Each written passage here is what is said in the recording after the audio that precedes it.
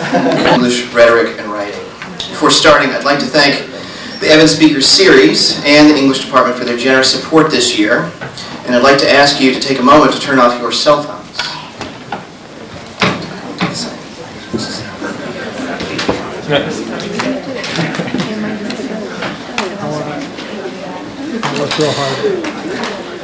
I'd also like to point out that books by tonight's reader, Reginald McKnight, are available for purchase after the reading. Reginald McKnight is the Hamilton Holmes Professor at the University of Georgia. His works of fiction and nonfiction include the novels He Sleeps and I Get on the Bus, the story collections White Boys, The Kind of Light That Shines on Texas and Mustafa's Eclipse, and African American Wisdom and Wisdom of the African World. Among his many honors, Reginald McKnight has received an NEA Fellowship, a Pushcart Prize, an O. Henry Award, the Bernice M. Sloat Award, the Drew Hines Prize, a special citation for the Penn Hemingway Foundation, and a Whiting Writers Award. Tuba.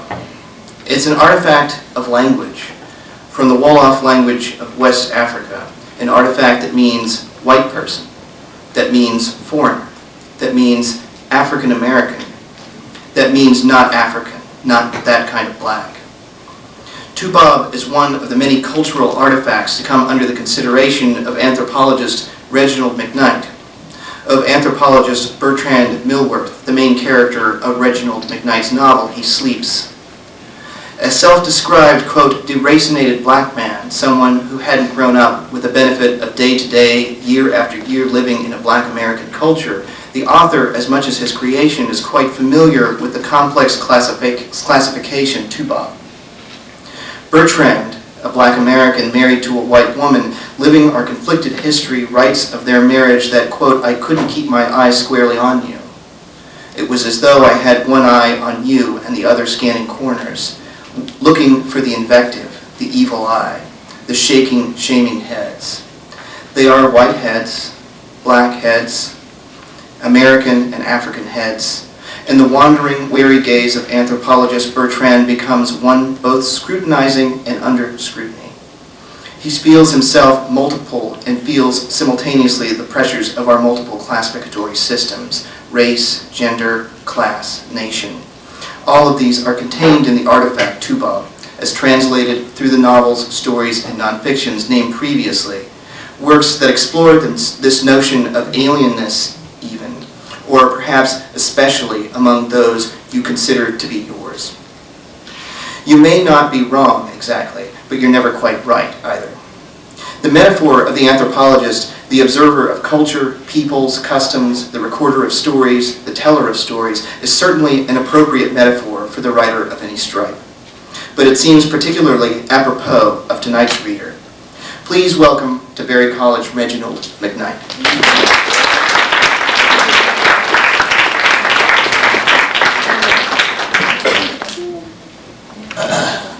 Hello. Hi. Thanks for having me. I'm going to give you a choice.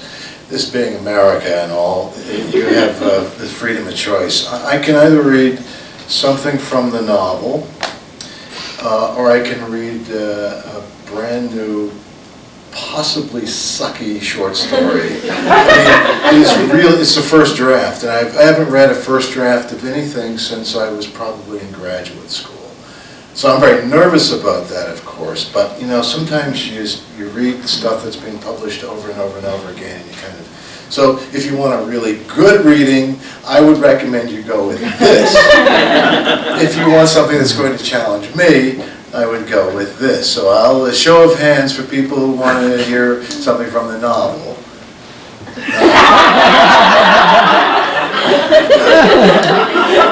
I'm going back to Athens. Okay, I haven't done this in, I don't know, 20 years, but, so bear with me. I've never read it aloud at all, which is odd because usually when I give readings, well before I've given any reading, I get a sense of the story's voice by reading it aloud myself. So this is like a practice session.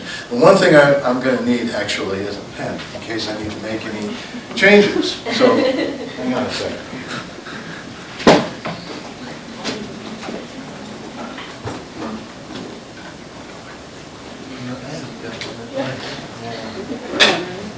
very much. Okay.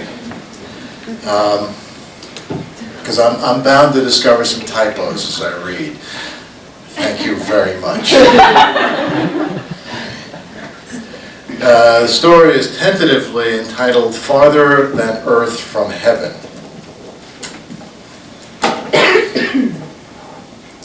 I had her hold a yellow crystal in her left hand.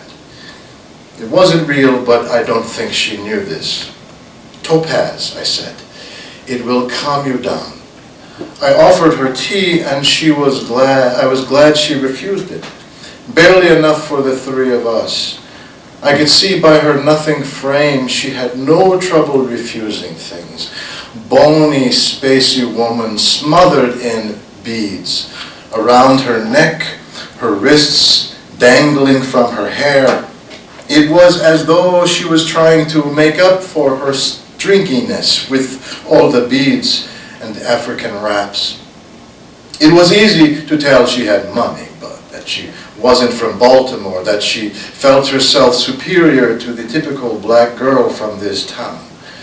These native girls like to wear their hair high, oily beehives, shiny minarets, fins, tails, ropes as glossy as the haunch of a well-fed cat. They like pants so tight the zippers grin, and skirts so short you would think they were wearing halter tops over their hips. And they all have children, it seems to me. Few have husbands. No, this one, despite her blackness, seemed almost the opposite of her sisters, even the Muslimas, even the ones of her class who dressed for 1962. She was no Muslima, this skinny girl, for her arms were bare, she dripped with jewelry, she smoked. When she stepped into my studio, I sent Miriam for the ashtray and matches. I wanted this woman to stay for a long time, you see. Seeing her day after day after day, hitting all the expensive stores on the avenue, mud and metal, oh, said Rose, rock, paper, scissors, modern antiques, in watermelon sugar, I felt myself slighted. Usually I charge by the hour, 20, 30, whatever I can squeeze from them. But this one, when I learned she was a professor of popular culture at Hopkins, that she was 36 and unmarried and childless, was named Regina, was born and raised in, of all places, Oklahoma, well, I decided she would pay $1 for every minute she spent with me. Regina she was, not Del Monte or Celica or Phantasmagoria or Moldavia.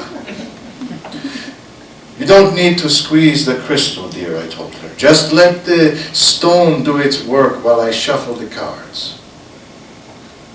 What's your rate? Her voice was dead metal, the voice of a television robot. I told her, and she didn't blink. I knew she wouldn't. I'd see her at the ATM across the street with like a little bird at a fountain, 3 or 4 times a day. She liked cash. You're very sad, I said. You fear losing your man. Already lost him. Right now, I want you to tell me when would be the best time to kill him. I have to tell you, I was ready to show her the door when she said this. And had she not been reaching for her bag, I would have. Before I could say one word, she had out her wallet, slid out 3 bills so new I could smell them. I decided, no. There was no decision. Who am I kidding? Miriam had lost her job at Red, White, and Blue. Mother was showing signs of immortality after the surgery. Miriam's father hadn't sent a check for 3 months. We needed everything from toothpaste to rice to toilet paper to rent. I was sick to my stomach of squeezing dimes from these poor junkie women with their fried yellow hair and their acid-washed dungarees. I am out on the street every day practically, on my knees with these women. I have such wonderful news for you today, Debbie. Won't you come in? Mrs. Cowan, God bless, I dreamed of you last night. Miss Regina, I thought, you go ahead and kill this man, but not before you give me 660 minutes and the names and numbers of all your university friends. I handed Regina the cards and I said, now you shuffle, and as you do, think about your man. So while she smoked and shuffled, I too thought about him. No problem guessing about her troubles with him. When they first moved into this neighborhood, I saw them together all the time. In December, they moved down the sidewalks as close as three-legged racers. They frequented Hole Frijoles on Fridays, and on their way, she'd hug him close. He'd whisper in her beaded ear, and she'd toss back her African-wrapped head, her horsey teeth flashing. In January, they chatted and joked from the ATM to the restaurant, the steam of sexual heat rising from their shoulders. They held ungloved hands no matter how cold it was. By spring, I noticed the slump in his shoulders, and I whispered through my window, "See you soon, bird girl."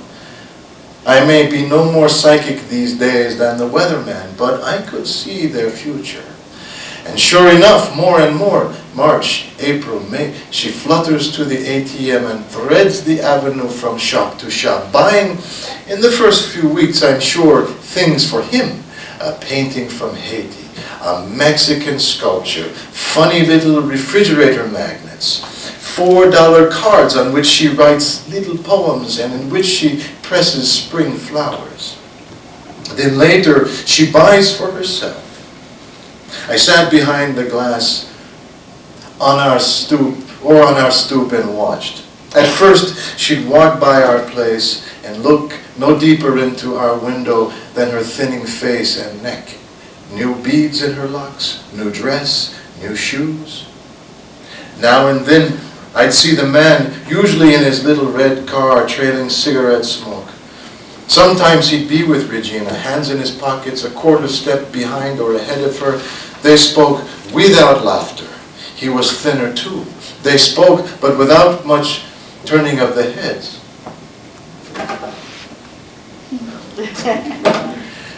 They held hands, but stiffly. One day last month, it was he walking to the ATM, and instead of heading up the street, he took me by surprise and came straight across the street and directly into my shop. I felt my face go hot and red. In all the weeks he had lived in the neighborhood, I had not seen him so much as glance this way. He entered. I offered him tea. He declined and said, "You some kind of fortune teller?" He was much handsomer, much taller than I had thought, but something about him seemed eaten away. The whites of his eyes were pale green like jade, and there were no pupils in the dark parts. I felt cold through my chest and arms. "I am a psychic," I told him. "I can see you are in need. Please sit down. Give me your hand." But he stood there, hands in his pockets, looking at me, at the walls, my photos of Jean Dixon, Edgar Casey, Madame Blavatsky, and the great Gurdjieff. I could tell he was thinking how cheap the frames were, and that some of the pictures were cut out of books. He folded his arms and looked down at my table. He seemed to be staring at the bowl of crystals, the worn tarot deck that is older than Miriam, and then his eyes moved to the yellow linoleum floor. $10 for a palm reading, I said, and the cold feeling made my voice tremble. And $30 for a tarot reading. I can tell right now, but before I could finish my sentence, he had already begun to turn from me. "Fucking fake," was all he said. As he descended the steps, he moved down them like a toddler. Right foot down, then feet together. Right foot down, then feet together. All the way to the sidewalk. I didn't feel the vein throbbing in my neck till Miriam came through the beaded curtain. "Did you notice his smell, Mama?" I hadn't, and said so. like rotten fruit, she said. The first card I drew for her was the Lovers. It frightened me. So perfect, I worried she would think the deck was marked. Too bad it didn't fall in the reversed position, because I could have told her all was lost unless we gave him potions to restore his affection. My potions are mostly mixtures of herbal tea and a healthy markup. But in the upright position, all I could say was, this is the basis of the situation. You must resist the temptation to change. Hang on to this man no matter what. She snorted and shook her head, and this was to be expected. I had seen his eyes, seen his bizarre toddler's gait. But if I give the client hope, we eat better. It's that simple. As she shook her head, I could see that her earrings were more expensive than anything I owned, more expensive than the wedding band I used to wear. I said, the Lovers are crossed with the Emperor. It's in the reversed position. You're afraid he's using it, right? She looked at me with her dead eyes and said in her dead voice, you know something? You don't need to tell me how I keep this asshole. I want you to help me get rid of him, okay? He is cheating on you, I said. I know, but I know I must seem crazy to you. A total stranger coming into your office or parlor or whatever you call it and asking you to kill her fiancé and all that. But I'm angry, you see? Just pissed off. But I don't know what to do. We've been together for 4 years and everything was fine. Not perfect, you know. We fought, but we move into this neighborhood, that house right around the corner across the church, 3600 Chestnut. Something's wrong with the place. Wrong. If I were a Catholic, I'd see a priest. If I were an atheist, I'd see my shrink and take so many of her pills I'd go numb enough to ignore what's going on. But I'm neither religious nor atheistic. There's something so wrong in that house, you'd have to be dead not to notice. She drew in her breath as if to say a little more, but she only inhaled. And we were quiet for what seemed like 1 whole minute. I listened to the traffic on the avenue and the drunken crowing of Sylvia and Beth, mother and daughter, best friends, fat friends, drunk friends, who sleep with the same 3 or 4 men and don't know it yet. They were apparently sitting on my stoop or the stoop of my neighbor, the Valerie Gallery. Such a strange neighborhood, this one. Miriam tells me that in the newspaper it says it is being gentrified, which I take it to mean that it's getting too expensive for the poor whites who've lived here for 4 generations or so. Up the street and around the corner where Regina lives, I've noticed there is a grim-looking Japanese couple. I never see them walk this street. They wear nice clothes and look like students. There is also an Asian and a white couple, both short, both stylish, whom I see in the pricier restaurants, but rarely in the shops. Then there's the Indian couple, poor as me, who sell mostly sugary and salty snacks to the junkies and overweight girl mothers. Regina and her man are the only blacks who actually live in this neighborhood, and if anyone spends in all the better places without fear or reservation, it is she. It seems to me that most of the spenders come from other places. She said, "Do you do spiritual cleansing?" And I couldn't contain my smile, my joy. With this one woman, I could fill my cabinets, dress my daughter, buy real crystals, better incense, candles, all those things that would make this place more attractive to more of her kind. It's a specialty of mine, I told her. And I looked her right in the eye, but it costs. Will you come with me now? I'm sorry? I'm just on the corner, like I say. It would be best if you brought him here. She folded her arms and looked down at the table. Not talking about him, I'm talking about her. You're telling me his woman lives with you? She stays in his room. What a strange, foolish featherhead, I thought to myself. She comes to me to toss out this woman by spiritual means when all she need do is call the police. Of course, Miriam's father never had the spine to bring any of his bitches into our home, but if he had done so, I would have scalded his face and shaved her hair and set her clothes on fire and his. I would have burned that house down to ashes. But far be it from me to talk sense to a woman who could octuple my income for 2 months, 6 months, what have you. I imagine the next card I'd pull would be the fool. She leaned over, reached for her bag, and as she rose to place it on the card table, I smelled rotting fruit just beneath the sweet oil she undoubtedly wore on her pulse points. It was a large bag, beaded with cowrie shells, beautiful and, I'm sure, overpriced. When she plunged her hand into it, I expected her to scoop out a handful of blackened banana peels. Instead, she removed a cowhide checkbook. I don't take checks, my dear, I said. She pinned me with her large, perfectly adorned eyes. By degrees, the whites of her eyes became pink and welled with tears. If you knew what I was dealing with, you wouldn't quibble over money. My checks don't bounce.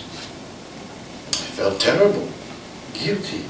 A thing I usually don't feel doing what I do, particularly when it comes to her kind, where rich people can often make honest money, poor ones must steal. But I decided I must put seeds in the ground before I could grow and harvest. Better to be led by trust than guilt. But still, I felt for her. See, I washed my own dress, so to speak, for a long time, since Miriam was 10. I remember feeling so angry and helpless and sick all the time. I never believed there'd be an end to it.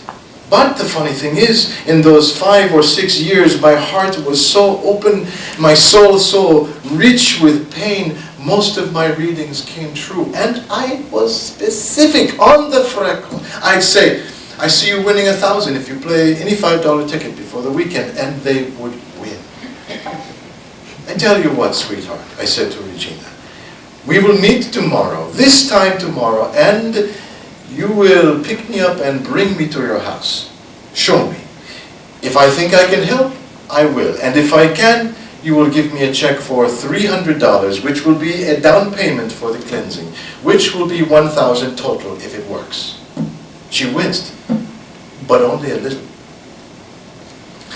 I sent Miriam out to collect plantain grass and other weeds. After she came home from school next day, she bundled them with a string and dried them in the oven.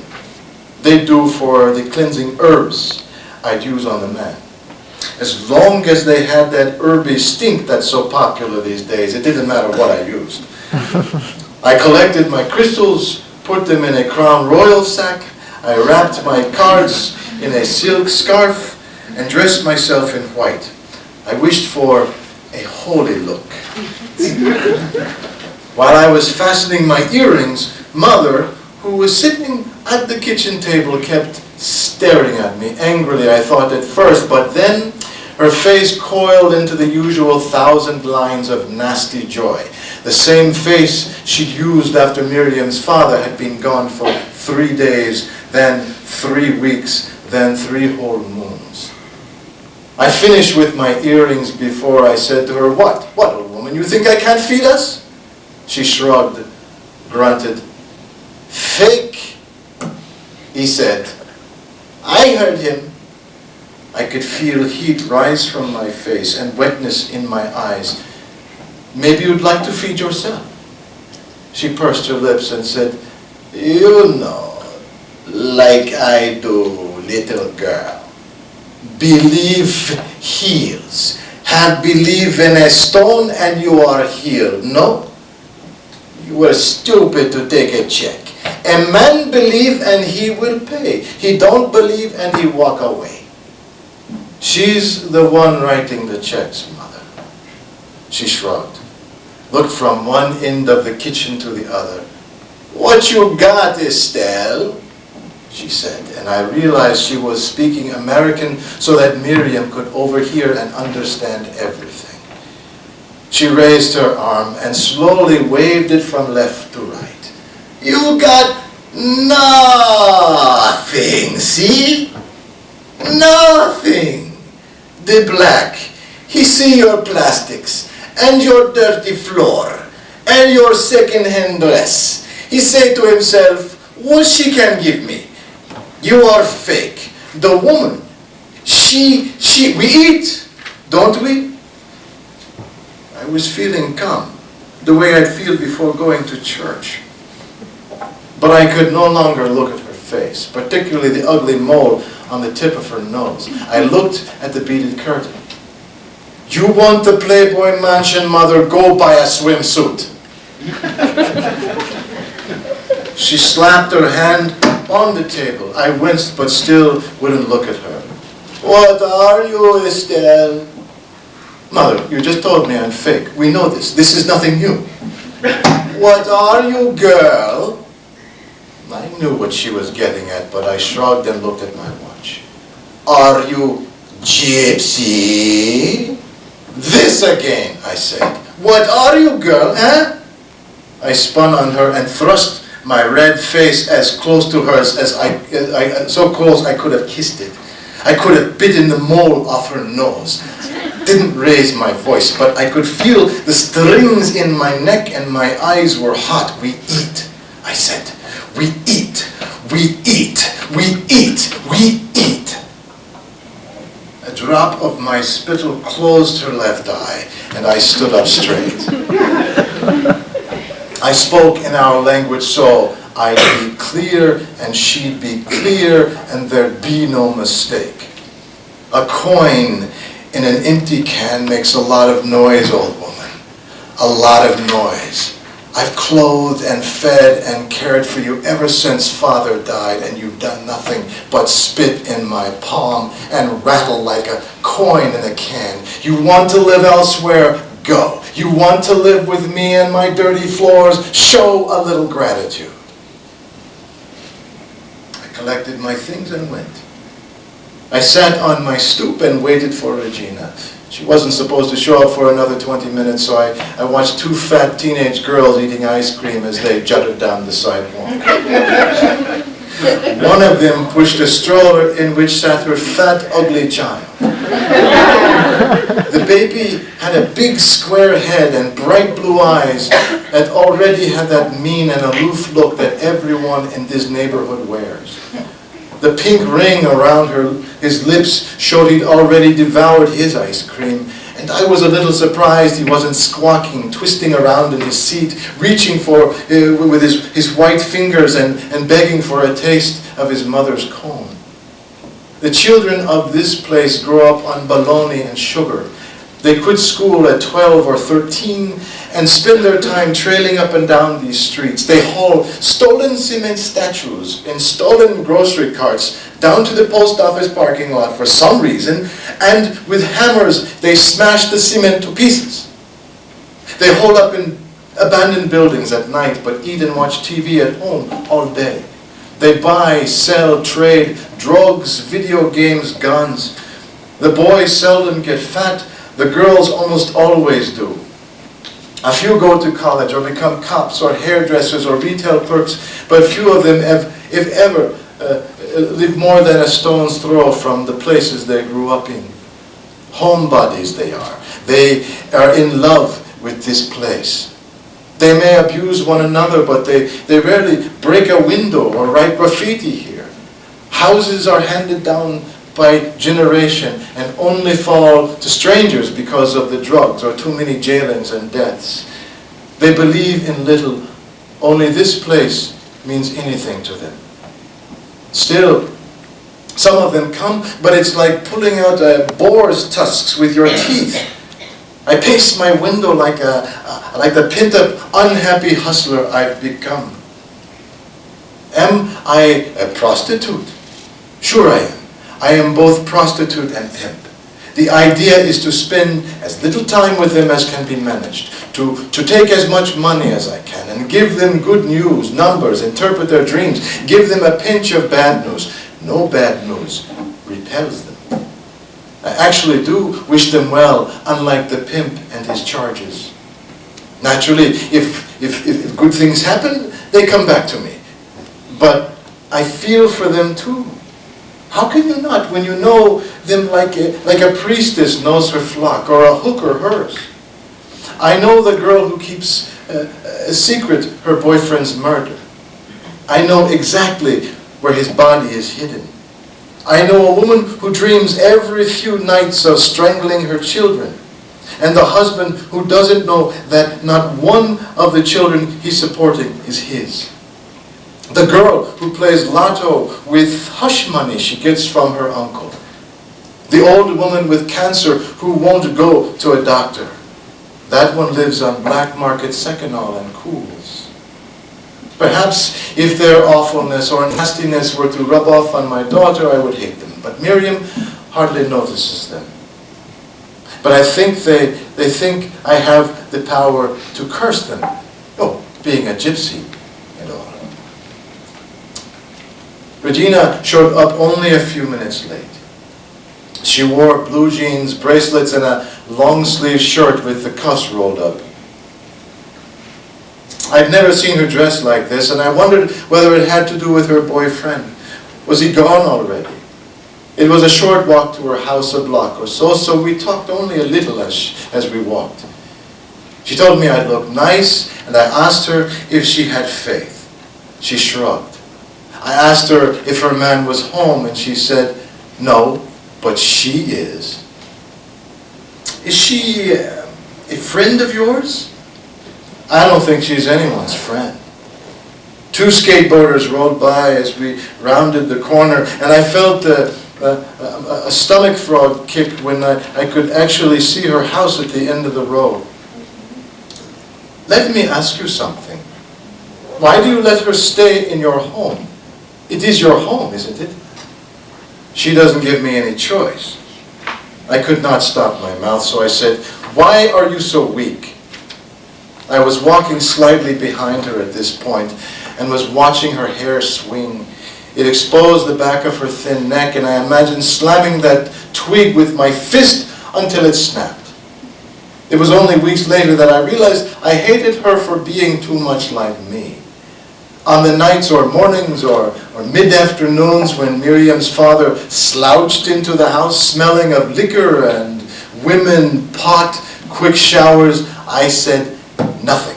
Neither hello, nor where have you been, or die, you low maggot.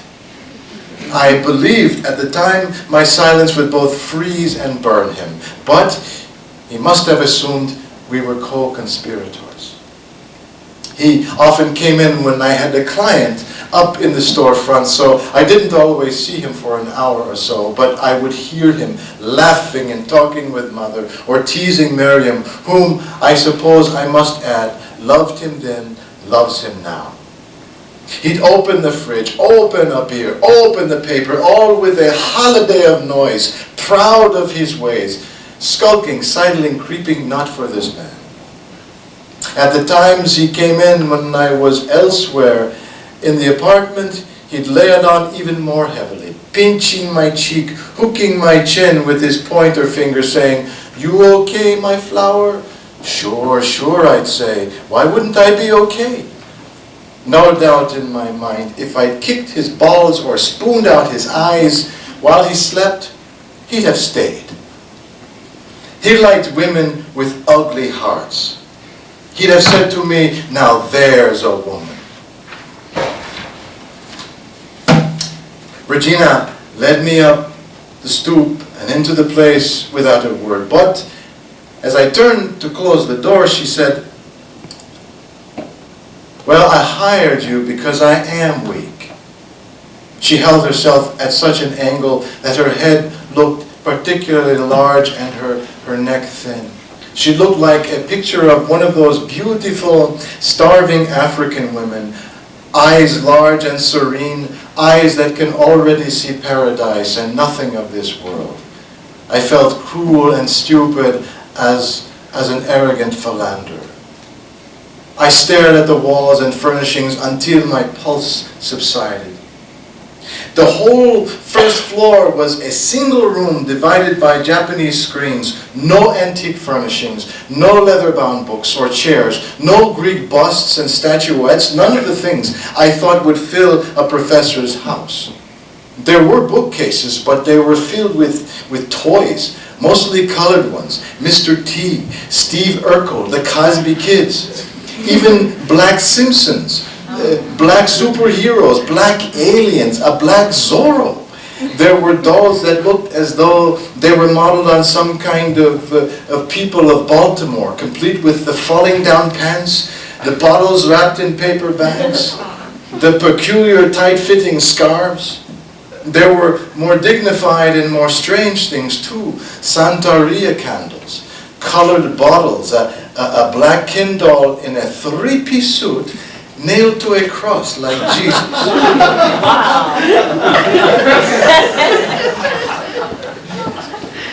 African rag dolls and those mammy salt and pepper shakers, which are, in my opinion, very strange things for a black person to own. The dolls were so numerous and colorful that it took me a little longer than it ordinarily would to have noticed to notice the smell of rotting fruit and the flies that clung to the ceiling, the walls, the windows, as well as the door we had just come through. It astonished me how unclean this woman was. Of course, she noticed how my attention had moved from the shelves to the ceiling, and she said, "Can't get rid of them no matter what I do. They only hang out here on the first floor," which is strange because she never sets foot down here so far as I know. I felt uncomfortable asking, but I said, "Is this her smell?" Regina's eyes grew larger than usual, and she drew her head back as though she was going to look up at the ceiling. She frowned. Oh, that," she said. "Let me show you." She walked straight back to the kitchenette, waited for me. There were flies in the kitchenette too, but none lit on the fruit in a big yellow bowl on the counter. The fruit was so fresh it glowed. Regina pulled a knife from the rack, lifted a squash from the bowl, set it on the cutting board, and sliced it down the middle. I smelled it before I saw it. A gush as strong and sweet as baby shit. The blade was covered with the slimy guts of fruit so far gone that the half-sprouted seeds were half decayed. And so many things I could tell you. Story after story. The only normal thing in this place are the rats in the walls. See, this is Baltimore. I understand rats. She twirled the knife round and round as she said this, and though it was a little sad, I chuckled. Then she pointed the knife at me and said, "Like it all started one morning when his sweater and my hair and robe caught on fire." Oh my God! No one was hurt. But it was just weird how he's upstairs in his room, waving out a match after lighting his cigarette, and then he shuts out the light and sees his whole chest glowing. His sweater's on fire, a quick orange flame. Didn't hurt him a bit, just floated on the fine hairs of his sweater, and "You don't share a room?" She lifted her chin just a bit and looked me in the eyes. "Do you see what I'm saying?" She asked me in a surprisingly deep voice. I do, I said, but I didn't. And then he's not even all the way down the stairs, you know. He's going to tell me the weird thing that's just happened. And before he opens his mouth, I yell up at him, "I just put my robe out, it was on fire." So he looks at me funny and I say, "I was on fire, you know, the robe, while I was wearing it." And he said, "Me too, just now." And he said, "Were you smoking?" And I said, "I was making toast." I explained to him how I'd been leaning over the toaster And I don't know, maybe one of my braids touched the grill thingy and the braid touched the rope. I don't know, but the next thing I know, I'm dancing around the kitchen and slapping my right sleeve. She looked me in the eyes again. And I'm pretty certain I made a face, but I didn't have any idea what kind of face I was making. I couldn't feel my own face. Does that even make sense to you? But you see, the smell was so bad, I must have been wincing, and her voice so smooth, and her face so beautiful, I must have been smiling, and the story so odd, I must have looked doubtful.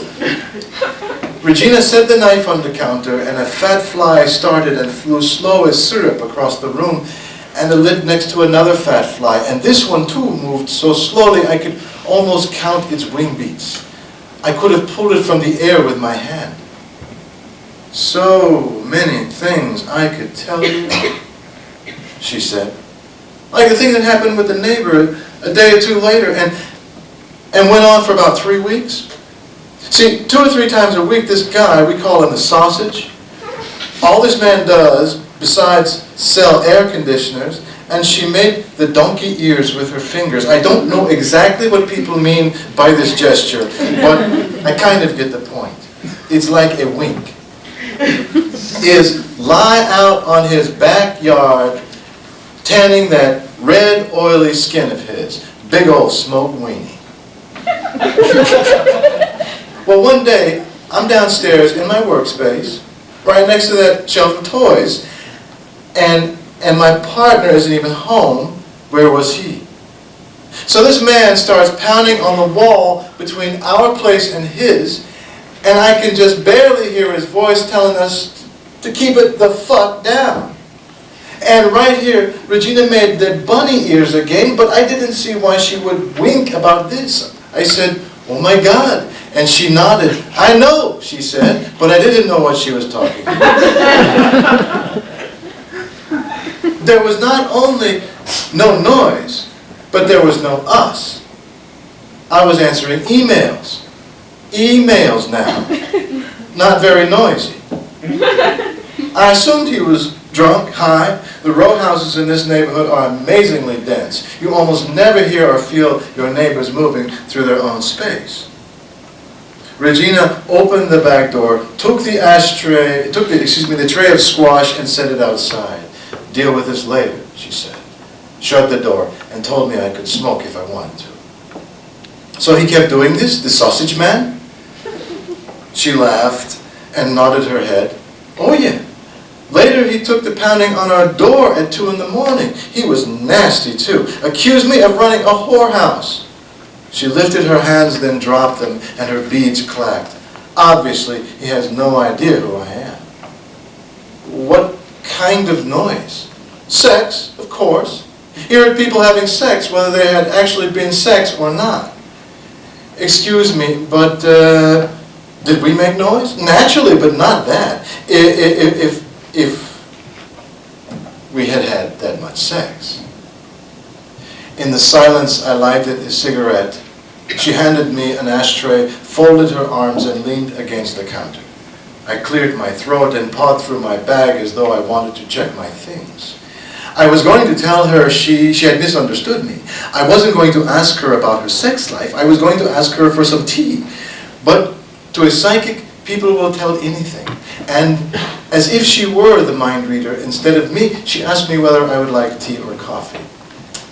How could I refuse? The water was already on, and I assumed it was for me. There were cookies too, but with that smell, I could only force down one or so to be polite. They were the expensive ones that never taste like much and have too little butter. We stepped into the dining area with the tea and things, and we sat. She said, "So after a couple of weeks of pounding and yelling, my partner, excuse me, may I ask his name?" She shook her head subtly, quickly, and said more with a moan than with words that she would prefer not to. No need to explain that, I thought. He told the sausage to just call the damn police. And the sausage thought he was being dared, and finally my partner told him, "You don't get it, man. Just go ahead and call the motherfucking police so we can get this over with. I don't know what you're hearing, man, but it ain't us." He said, ain't? She cocked her head. What's your point? He is a professor like you. He's a veterinary intern, but believe me, plenty of doctors and professors use bad English, okay? She looked down at her lap for a moment. Her hands lay in her lap. They looked like two fish, dead ones, you know? Did he call the police? 5 times in 3 days, but on the last time the police threatened to cite him for wasting their time. I asked her if there were rats in the walls, and she asked me if I'd been listening, and then I asked her if she ever heard the noises, and she nodded and said, eventually. We were quiet for a moment. She said, my fiance's name is Barry. He used to be the smartest person I know, and now he's stupid. He used to play the bagpipes, read bad science fiction, eat a can of Palm Hearts a day, and he always seemed like the coolest guy in the world to me. Last couple of months he hasn't done any of those things, and he now seems incredibly strange to me. A day or two after he and the neighbor fought, he was irritable, and he seemed like he was falling into depression. I felt bad for him until he started smelling like another woman and masturbating in bed right next to me. I told her I didn't know what that meant, and she told me. And when she did, tears came to my eyes. It was only a little, and only because it embarrassed me. It was also because it made me think too much and feel too much. Regina cleared her throat as if to get my attention. When he's here, he sleeps with her in the back bedroom, though it's hardly bigger than a shoebox. She's always there, more or less, always spread and ready, I imagine. She sipped her tea and frowned. I realize he may never come back, but I want her gone too. She pointed up at the ceiling. Then she said, actually, I don't like that. She lowered her hand, then drummed her plum nails, 1, 2, 3, 4 on the table, lifted up her tea and sipped. Would you like me to go up with you? She said. I will go alone, I said. She sat back and nodded. Her forehead wrinkled, her nostrils flared. She said nothing, just nodded again. The stairwell split the middle of a large room, books everywhere like wallpaper. The right half of the room had 2 red leather chairs and an old couch with animal legs and crushed red velvet cushions. There was a coffee table of eggplant-colored wood, polished so well it looked like heavy marble. A little stone waterfall sat on the table. The room smelled sweet, like dry roses and ginger. And in the light that slanted to the right side, 2 of the 2 large windows that faced the street, I saw a string of incense smoke rising from the burner on the floor. On the other side of the room was a bed, a closet, a dresser, a short hallway, and a door. I set my bag on the table, removed the herbs, a blue bottle of rose water, matches, a little ceramic bowl, 2 half-used candles, and my prayer book. I dried my sweaty hands on my dress. I burned a bundle of herbs and set it in the bowl, took up the bowl and walked toward the hallway past the foot of the bed on the left, the bookshelf on the right, until I stopped at the mouth of the hallway. 6 more steps or so, and I would grasp the doorknob, enter the room, and blow on the herbs until the room was pale with smoke, and I would stand there in my white dress and curse at the whore until she tore from the room as though on fire. I have done this sort of thing before. 2 years ago, I frightened the boy enough to get him to stop stealing from his mother. And the year Miriam's father left me, I saved another boy from drugs. I told him his younger sister would be dead in a month, and that he would die 1 year later if he didn't stop with his pipe. The girl did die in exactly 4 weeks, and the boy is still clean. 6 steps to go, but all I could do was stand there as my heart made my body sway like a reed in a breeze. My tongue was of clay, and there I stood. I could see the bathroom off to the left in the middle of the hallway, and I thought, good, I might need you in a minute or two. Because see, then I began to lose the smell of the incense and the herbs, and my head filled with the smell of decaying fruit. Acrid, sour, sweet, a horn of melted cantaloupe, hoary apples speckled with mold, the black blood of plums puddling on the reptilian skins of nectarines, oranges so soft and brown a light touch would sink a finger down to the second knuckle. But back of that hideous smell lay something hot and fleshy and almost feminine, of tampons bundled in toilet paper and stuffed into the bottom of a rubbish bin, of unwashed underarms stroked by deodorant, of the low, rutty tang of a man's balls, of waist beneath the tongue, of an unprobed navel, of anus, of soil behind the ears, of the yellow pudding between the teeth, of waxy pores, of every unsanctified crease and fold and nook and corner and crypt of the human body, of oily, of dark, of wicked, of waterless, of loveless, of low. And then, from behind the door, she said incongruently, sprightly, from behind the door, she said, "Hi." She said, "Hi."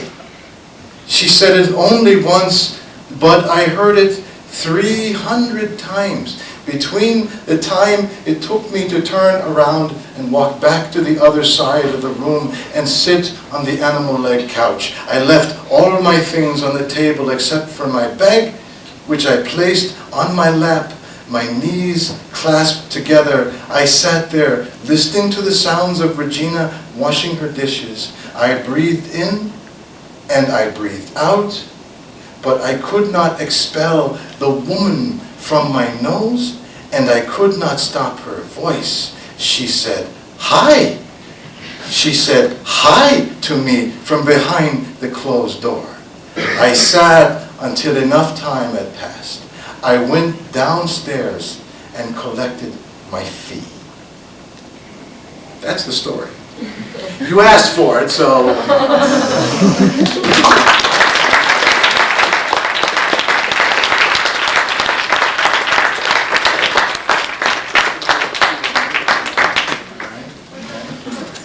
I'd be happy to take your questions. You're probably thinking, what the hell was that all about? I'm not going to tell you. But, if you have questions, I'd be happy to answer them. Yes? Where's the story? That is the story. I don't get it either, yes. that is the story. And I say it's the first draft, so I think, I may have to play with it a little bit. But I don't want to play with it a lot. I kind of want it to leave it just sort of almost as it is. It's not quite there yet, but it's getting close. Yes. What's the title of it again? It's farther than earth from heaven. Farther than earth from heaven. Yeah. So can you tell us what the title means? No. I don't know what it means. Actually, I know what it means. It's a Lebanese saying, when there is a huge gap between one thing and another, they'll say it's farther than earth from heaven, which just shows what a huge gap there is between things. But that's it. And how it ties into the meaning of the story, I leave that for the English majors of the world. I'm not one of them.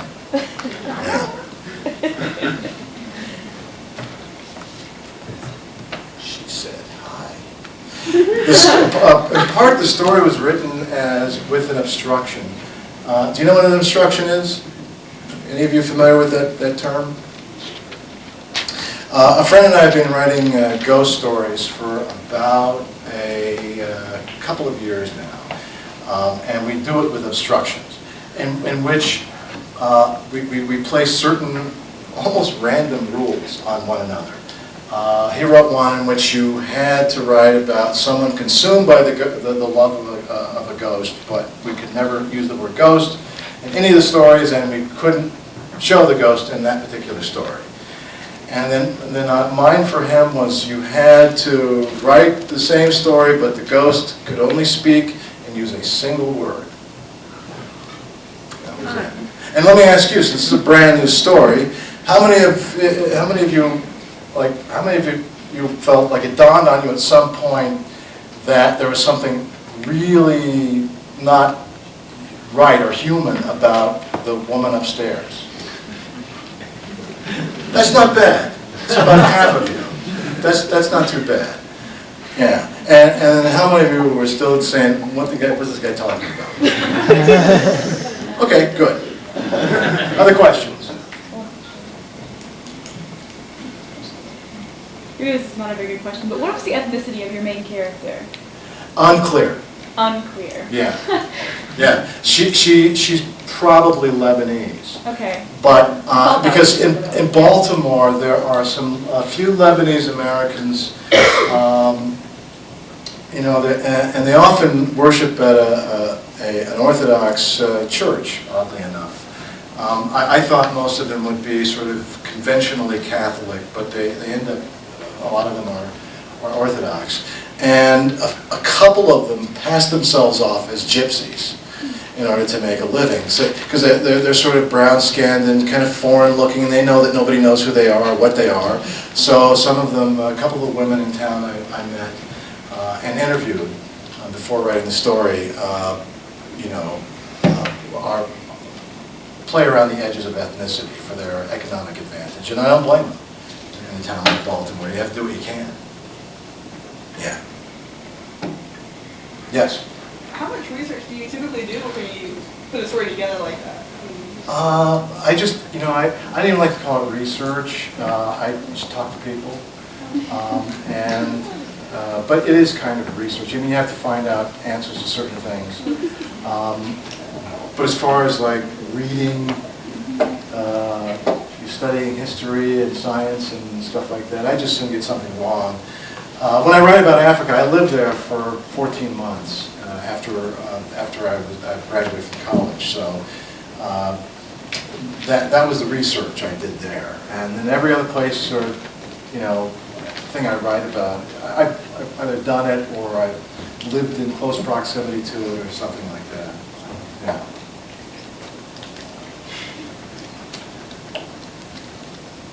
So no one's going to ask about how wealthy you become when you're a writer? Nothing like that? I often get those questions, what kind of money you guys make? I'll let you know when I make some.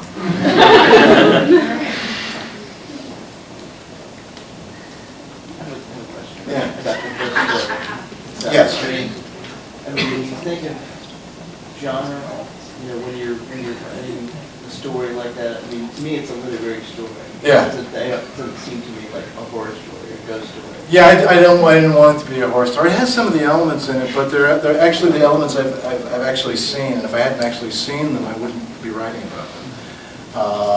A house in Baltimore it's just as I describe it. And that's probably the most accurate thing about any depiction at all in the story, and the neighborhood too.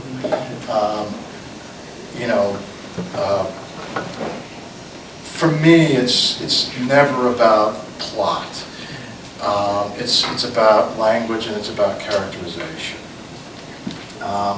And calling it a ghost story is but then Edith Wharton and Henry James and a lot of writers who are thought of as literary writers have touched on that genre because it's so compelling and it's so hard to write a decent one.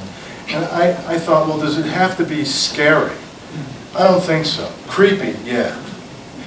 And I really wanted to just make people feel uncomfortable, squirm. Did I do that? Did I? Yes. All right. Okay. So, your brains are full, no more questions? Yes? So is that a good representation of what your novels are like as well? I don't know, what do you think? There's some similarities. Yeah, I do voice, certainly voice. You know, I like the first person, I use a lot of that. Kind of, maybe not so gross, you know, as this story.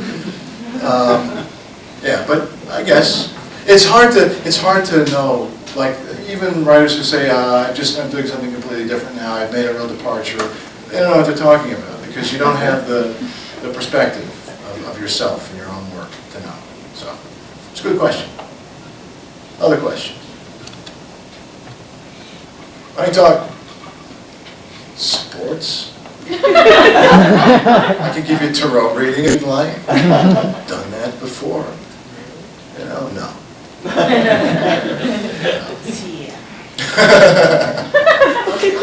I'm a fiction writer. I lie all the time. Yes? It just interests me the difference in writing novels and writing short stories. Is there one you prefer over the other? I don't know, novels are longer, but that's about it. And I don't mean to be entirely glib, but to me one is just as hard as the other. I mean, to write a complete short story in many respects is harder because the language, I think, has to be, like with the novel, you can have some wiggle room. The language doesn't always have to be dead on or accurate. You can sort of blow things off a little bit. And I think if you pay too much attention to language in novels, the novel may not move. You know, in the short story, everything has to be in concert. The language has to move with great fluidity. The characters have to have depth in a very quick period of time. The action has to take place at the right time and sort of end at the, you know, just at the right time. So I think the novel is exhausting. You know, this one is not very thick, as you can see. It's very thin, but you don't see the 1,200 pages of writing it took to get to this. The stuff that didn't work, stuff I had to throw out. So it just takes longer. And what, you know, you get to the end of that novel, and you spent 2 years on it, or 12 years, or whatever. This one was 12 years. Then, and it's no good. It's, you know, and then of course it can be dismissed by an editor, not an editor, but by a reviewer, in 800 words in the New York Times. You know, I've seen some novels that are like this, which are reduced to a column like that, and basically the reviewer says this is not worth the paper it's printed on. It's an awful thing. And nowadays, fiction writers are the ones mostly writing reviews of the fiction writers. Poets are writing reviews of poets. So to say that, and I stopped writing them years ago, because I didn't want to be sullied by this, you know, if I had to slam somebody, they might say, well, it's jealousy, it's professional jealousy. And editors always choose writers who are similar in some way to the person writing the novel. You know, a black male writer is asked to review a black male writer, something like that. It's really silly. As though they're trying to set up like fist fights at the next writers' conference.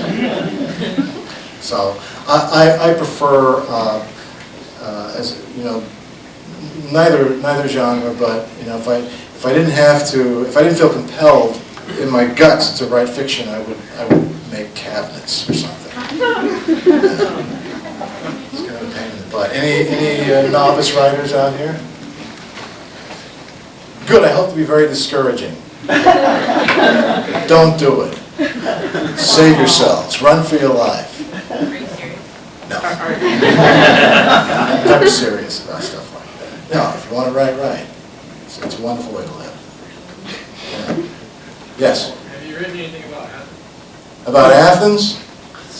No. No, I haven't. But it does not say I won't, I will. But I'm very slow at processing things. I have to think about something for years before I can write about it, ordinarily. And Athens, as you know, you sound like you know Athens. Yeah. It's a bit of a trip. Yeah. Not exactly Cambridge, is it?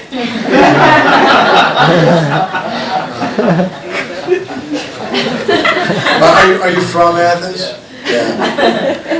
Yeah, I mean, like, you skate. Good move. I mean, you know, like, I watched the Bulldogs play, and although I will no longer go into the stadium itself to watch them play, because you get thrown up on too easily. But I have to say about Athens, about your town, is the music scene is really, really very excellent. If you limit it to a certain type of music, it's mostly, you know, alternative rock, college rock, rock, which I appreciate very much, but I sometimes miss other genres. And like they'll have maybe 3 classical shows a year at the art center, whatever the hell it's called, and then almost no jazz and no blues and nothing. Lots of good rock. And then, you know, when I say alternative, good band, Hope for a Golden Summer. Oh, yeah, that's Yeah. right. We're preaching. Yeah, they're good. They're incredible. Yeah, they really are. But generally speaking, if, you know, like, folks your age really should hang out in Athens, not folks my age, because there's nothing to do for old people. Not a blessed thing to do. Cut the grass.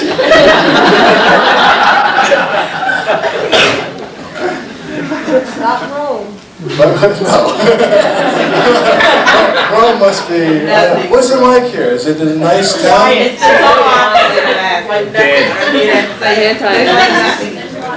There's like There's a nothing. Schroeder's. No, we have Walmart Waffle House. Well, there you go. The Yeah. music we get country and Christian. There you go. Actually, I was checking out the radio stations. There's this cone that falls over you.